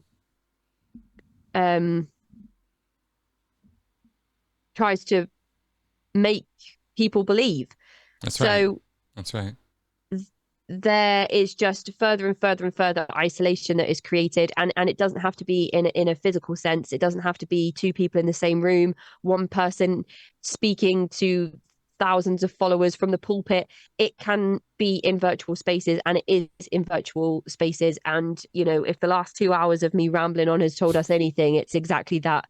There are spiritual teachers, gurus, all again in air quotes, that are exploiting people without being anywhere near them in terms of physical proximity. That's right. And that's going to be a little bit of a legal defense for them too when it comes to lawsuits and things like that. Online is, if you think cults as an unregulated, unprosecutable activity is already difficult enough, the online gurus it's because of the freedom of speech and various other issues, and even where they're physically located and where their victims are. I mean, it's a real natural progression in our digital technological age that this would happen. But we're not even caught up with the real world cults, much less, in the physical world cults, much less prosecuting or going after the online guys. So we have got to. This is where I get into the, well, what do we do about it stage, right? Because now we've painted this entirely bloody awful picture of, this is a sample of what one woman is doing, what a couple people are doing. This is going to continue. We're going to see many more Liana Shantis. This is just a case study here. What we're talking about here is a method of operation, right? It's a leech on society. And the only way I know how to deal with this kind of thing, because I see it over and over again in the consultations that I do and the work that I've done and the interventions I've been part of, that the thing that all of this kind of enables all of this to happen in so many ways, not universally and not 100%, don't get me wrong, I'm not trying to make two blanket statements here, but the closeness, the care, the compassion that family members have for each other or don't have for each other can kind of foster and create fertile ground for, the Liana Shantis of the world to come in. And it might sound a little Pollyannish and a little bit silly to say, well, we need to get along better. But the fact of the matter is we need to get along better. And our family structures need to be stronger in this. And I'm not talking about, necessarily traditional family values or something. That's not the tack I'm on right now. What I'm talking about is if you have parents have kids, those relationships need to be fostered. They need to be cared for. They need to be watered and grown and cared for. And when things blow up, when things aren't the way they should be, you need to take active, proactive measures to do something about that, because almost one for one in the interventions I've been involved in, and it's not like I've been involved in tens or hundreds of them, but the ones I've done and the people I've consulted with, we find this in too many cases. There was already so much family dysfunction that the cult leader just swooped right in, and it was easy for them to do their work. Because, when was the last time they talked to their parents? Or when was the last time they had a real conversation? When was the last time the parent really expressed real interest in what their kid was doing? When was the last time the kid expressed any interest in what their parents were doing? This is something you have to create. This isn't something that just happens. And if there's bad blood and if there's, problems and issues, deal with them. Talk about them. Bring them out in the open. I don't know what else to say. This is what I do in my life. And I have, I've maintained my familial relationships my entire life, even through Scientology. So I like to think that I've modeled this a little bit. It's like I'm not coming at this from an ivory tower. I recognize the difficulties involved. I know how hard it can be. I have had plenty of blow-ups with my parents. Y'all have seen me interview my own mother on this channel, and we talked for hours about our relationship in and out of the cult. And yet, this is a woman that at times I have hated in my life. That woman. And same with my dad, right? It's like, well, we don't see eye to eye on all kinds of things. Who cares? We're still family, and that matters, and that relationship matters, and being connected matters, and keeping in touch and caring. These are things I can't stress enough. It opens the door to these predators to not do these things, to not care, to let it all go by the wayside. And I think that's a real shame, in the case of the Daily Beast article. My first impressions on reading that were, why the hell didn't he talk to her way earlier than when she was already, thousands of dollars in, months into this program? How do you let something like that happen under your own roof and not say something? And I'm not about victim blaming. I'm talking about how to prevent it. Thank God they got through it and got out of it. I mean, really. Because there are, victims of these cults that don't. And we want to prevent that. We want to stop that before it happens. That only happens when you're checking in with your family members and actually communicating with them from a place of caring and understanding. I don't know what else to say about that. What do you think about my whole soapbox screed there? Well, I think we've both shared a soapbox this evening. There was a point in the discussion earlier where I think I got a little bit irate, talking about, convincing people they've been abused when they haven't, and the damage that can do to people. Yeah. But what you mentioned there about when's the last time people really spoke to their loved ones, people took an interest in. If someone came to you and said, a family cult looks like this, somebody that doesn't take a keen interest in your hobbies, somebody that hasn't had a conversation with you about you for this amount of time, if somebody can come to you and convince you that all of those things that happen in typical families are the traits of a family cult, then we could all be, listed as being in family cults. And so, that's exactly the anatomy that they create. They'll take perfectly normal problems that people have and they will exaggerate the importance of it in order to create a picture or a reality that isn't true. There are abusive families. There is coercive control. That sucks. But not every family is that way. Not by a long shot is that true. And just because you have some hitches in the road or some arguments doesn't mean your family's falling apart or that they're trying to abuse you or that everybody should hate each other. It really bugs me a lot. Like I get irate about this in the same way because it's so harmful and it's such a twisted use of the tools we are trying to encourage people to use in a positive way, they take these tools and immediately go to the worst possible interpretation and the worst negative response to them using them. And that's where I really get very upset, because that's not how these tools were meant to be used. You know, you can use a hammer to build a house, or you can use a hammer to kill somebody. Same tool. Right? I think in terms of prevention, one thing we could do is not necessarily, you know, I don't know if taking more of an interest is the right terminology that I would use for this. Sure. But if individuals had listened in to the tapes that were being played on repeat a little bit earlier, and realized that maybe, you know, it was perhaps not something that somebody should be listening to over and over again, perhaps that is a preventative measure. And again, I don't know if that means taking an interest, but it's kind of like obsession and addiction. I think if somebody was like smoking cigarettes constantly, chain smoking all day nonstop, I think, you know, drinking alcohol all day nonstop, if it's a sudden change in personality, if it's a crippling, dependent, addictive behavior, I think maybe there's a conversation that we could be having there, because that dependency can be cultivated again from virtual spaces, as we've already mentioned.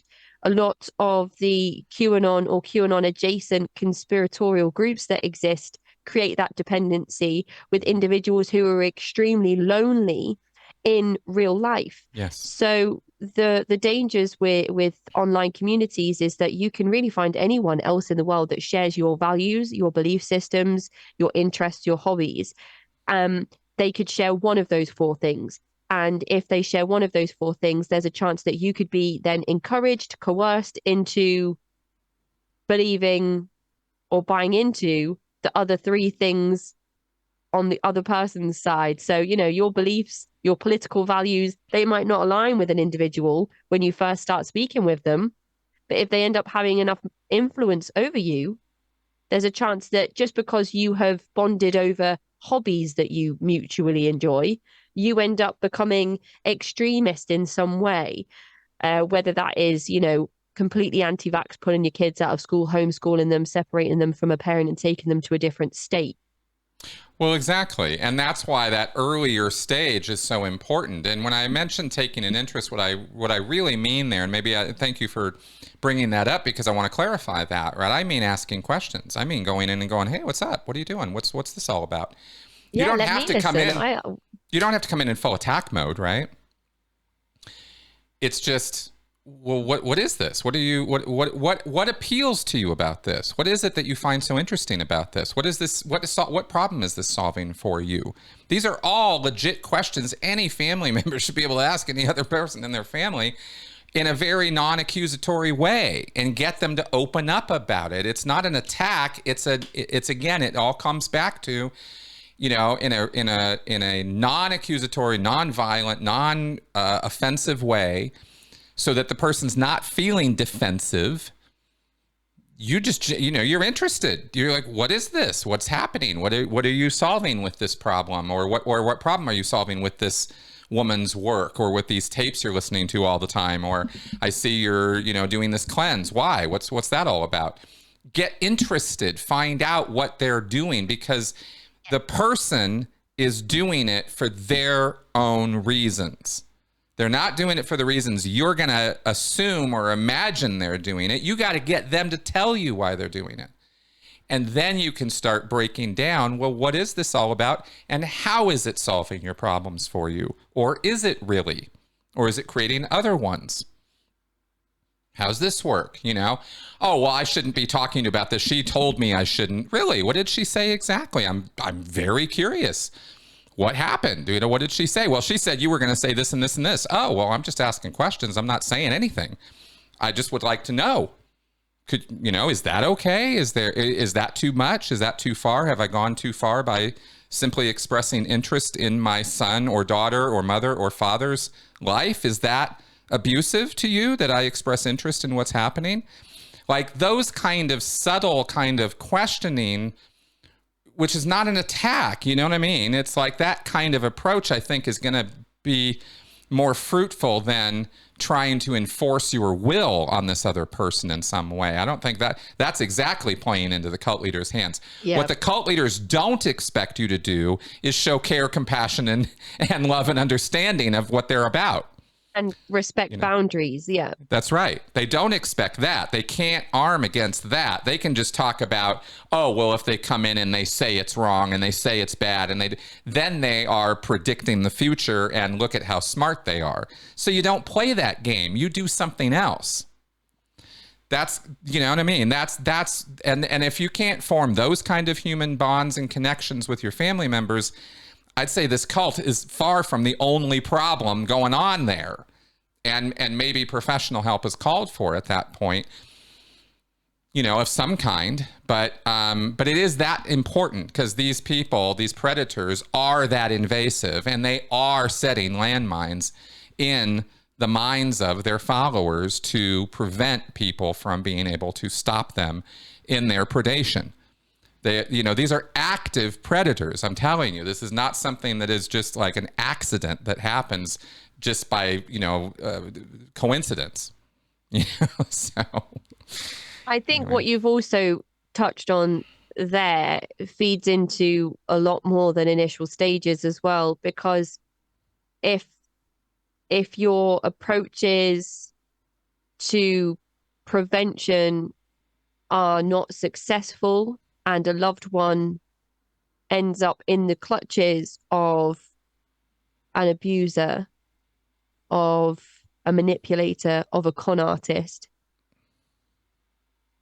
what you may have managed to achieve through those preventative measures is an understanding that you are a non-judgmental, safe place for somebody to return to when they realize that perhaps they've been had. That's right. That's exactly right. Yes. What the parent talked to me about during our conversation was weathering the storm. Mm-hmm. I'm not sure. And I said, I'm not sure that's the approach I would have taken. We talk a lot about whether she thought about enforcing her rules and whether that would have benefited, or whether she should have had her adult child committed against the individual's will. We had all of these, ethical, moral dilemma, hypothetical conversations. You told me one time, and I say this a lot, you can't live your life in hypotheticals. I quote that in a lot of my episodes. So I do appreciate that tidbit of wisdom. So we did have those conversations because I genuinely wanted insight into whether this parent thought she'd made any mistakes, mm-hmm. whether she could have done anything differently, anything better. What has she learned? Is she hard on herself? Is she regretful? And truthfully, she isn't. She said that, of course, the situation they're in is horrible for everyone. Their adult child more so than the rest of the people impacted. But they weathered the storm, and the reason that they have communication with their adult child and the reason that they're able to support them now through this next stage in recovery is because their child knew that they could come back to them, right, and knew that they would take care of them when they admitted to themselves that they could no longer maintain the belief system that they had bought into. And when I say they had bought into, I mean financially. I understand that the rest of the buying into, I say in air quotes, was actually done through coercive control and manipulation. Right. So right. Just to clarify that. No, absolutely. But this falls back to everything you just said, like perfect and very, very true. Right. If you can't get them out, if you can't convince them that what they're doing or the path that they are on isn't, from your perspective or your point of view, isn't a good one, do everything you can to not cut ties. Do everything you can to maintain that the knowledge that in this person's mind, in your progeny or your parents or whoever, that you are a safe person for them, that you are somebody who cares about them regardless of what they believe or they're doing. Because that will pay off in dividends later when they do hit that brick wall, which almost uniformly happens in these groups. As Headley always says, the end product of Scientology is you leave Scientology. That's kind of what happens at the end. So you want to be there to be able to receive the person, right? And this is something that my mom and I talked about at length, as to how we accomplished that. And it wasn't easy. It was the opposite of easy. And it took years. And it was not easy for my mom to watch me. It wasn't easy for me to be watching her from the inside because I had all my, ideas about what was right and true and ethical. And it was the exact opposite of what my mom was doing, living her life in the real world. So both ends of this can, but what we were determined, what both of us were determined to do was to maintain a relationship anyway. And we did. And that's the miracle, right? And that's what I encourage people to do. Because when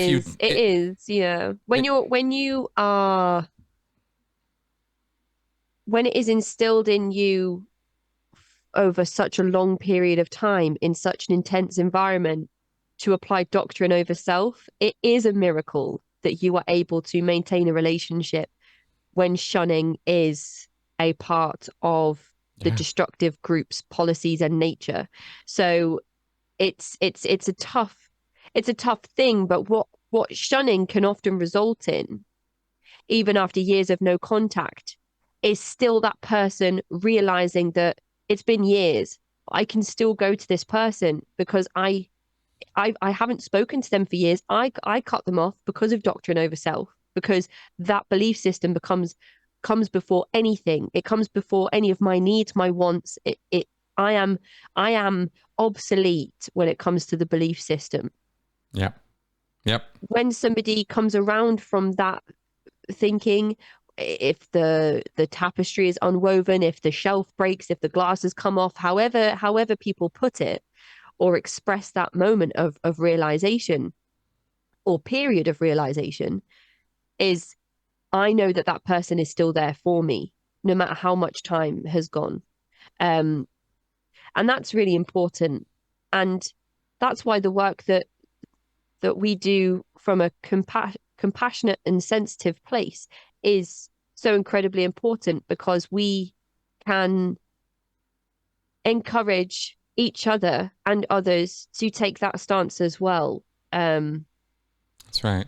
So hopefully we are ourselves as well individuals that people can come to and understand that it's a safe and non-judgmental place to be. But it's a fine line to tread when you're talking about the likes of Liana Shanti, because if it came to light that Liana Shanti was horrifically abused as a child, who was subjected to coercive control herself, if it came to light that all of these things had happened to her, again, you've got another moral and ethical dilemma to consider, because and I was reading a piece everybody's got parents, but the choices she's making are very, very much rest on her shoulders, I would say. Yeah, it's a big thing, isn't it? I was reading an article by Janja Lalich today about the coverage of the Larry Ray group. Yes. Yes. And that was all about, Isabella Pollock, the person that received a 4.5-year sentence for being the lieutenant of Larry Ray, or the co-conspirator of Larry Ray. That's right. Where do you draw the line with that? And when do you start to consider compassion? And should we always consider compassion because she was a victim of his, just as the rest of those exploited by Larry Ray were also victims? And then you start to think about Susan Atkins, and the Manson family, and people that are still in prison because of their involvement with Charles Manson and the heinous crimes that they committed in 1969. So it, again, tough territory. Yes. But I think we can always exercise sensitivity and compassion. Absolutely. It's It seems like it might feel like to some people we're preaching some kind of message of softness and weakness, or just let people walk all over you or something. I hope that's not coming through here, because that's not at all the point. It's the exact opposite. The strongest bonds and the strongest families and the strongest situations are ones of care and compassion and love and tolerance. That's where strength comes from. That's what creates and keeps things going in our human experience, and so approaching these things from an angry, antagonistic, hostile way is, again, it's just feeding into exactly what the abusers and the predators want you to do. And if you think about what destructive groups use to attract individuals into the groups in the first place, it's the promise of love, understanding, compassion, and community. That's right. It's the promise of that, and then they twist it. That's right. Or it's conditional. You can have all of these things as long as you stay within the group. You can have all of these things as long as you're having sex with the leader. You can have all of these things as long as you're willing to be labor trafficked for the monetary gain of the group. Whatever form that takes, the initial attraction into the group is the promise of all of those things that you can have in a healthy relationship with your loved ones, your family, your friends: compassion, love, understanding, and listening. So it's not a soft approach. It's the hard sell that cults give you that brings a lot of people to the doors of them in the first place. That's right. That's right. And that's why you have to be able to overcome that with the pre-existing ties that maybe have been broken, frayed, weakened by life, by situations, by bad luck, by bad decisions, by bad conversations. However it's happened, by grief, that's right, by loss. There are so many things that happen to us in our lives. And those things can be hurtful, and they can be painful, and they can be very, very, very difficult to live through. And trying to come to a place of acceptance of that pain and of that loss is hard. But there's no quick solutions. There's no Band-Aids. There's no get rich quick. There's no get healed quick. That just doesn't exist. So we need to live life on a bit more of a real, take life a bit more with a grain of reality, because that invitation to fall in love with a guru, and do whatever the guru says, and you will be the most powerful person ever. I mean, this is a very tempting message for a lot of people, and I just don't know any other way to overcome it in the long run than to have something better and stronger than that for the person to fall back to. Yeah. No, I think you're exactly right there. Yeah. Yeah. It's the only thing I know that is guaranteed to defeat this kind of predation. But it's hard work. And I certainly hope I'm not coming across as pretending otherwise.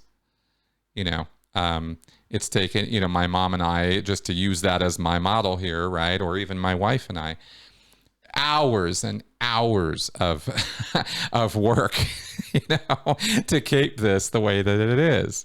It's not, it's growing. It's like growing a plant, you got to put in the work. It doesn't just happen. Anyway, I'm probably going on and on too far here, but yeah, you said hours and hours, but I imagine hundreds of hours. Kinda over a lifetime. Absolutely. If you consider this work as part of that recovery process as well, I mean, how many hours of work do you think you've put into your content so far? Oh my God. Tens of thousands of hours, I think, at this point. It's a lot. Yeah. Yeah, a lot. All right. Well, I guess we'll wrap up for today. We've been at this for a while, and we've certainly covered all the points I wanted to cover. And did we miss anything else important on this that we need to? I don't think so. This is, as I said, most of it is coming from information that's available across the numerous websites that we'll link in the show notes and on the Daily Beast article, which really is a superb overview of everything that we've discussed today. And I'm just going to go away and try and find this website because it's driving me a bit nuts that I can't find it right All now. right. So That's fine. so yeah, but I appreciate you giving me the opportunity to sit here and ramble about some things that I've been looking at in, my spare time, whatever that is. Yeah, exactly. That's kind of how I felt about it too. And yeah, just more fun and games and nonsense in the big wide world. All right, folks. And thank you very much for listening and following along on this whole thing. I hope that, our soapboxing and our information here was somewhat, informative, educational, and maybe entertaining in some fashion. I always make the jazz hands when I do that. I don't know how else to be entertaining here. This is dark stuff sometimes, but there is a light, at the end of the tunnel, and there is a path out of this. And that's what I try to at least put that there too. So anyway, that all being said, thanks for coming along for the ride, folks. I will see you again next week. Bye-bye.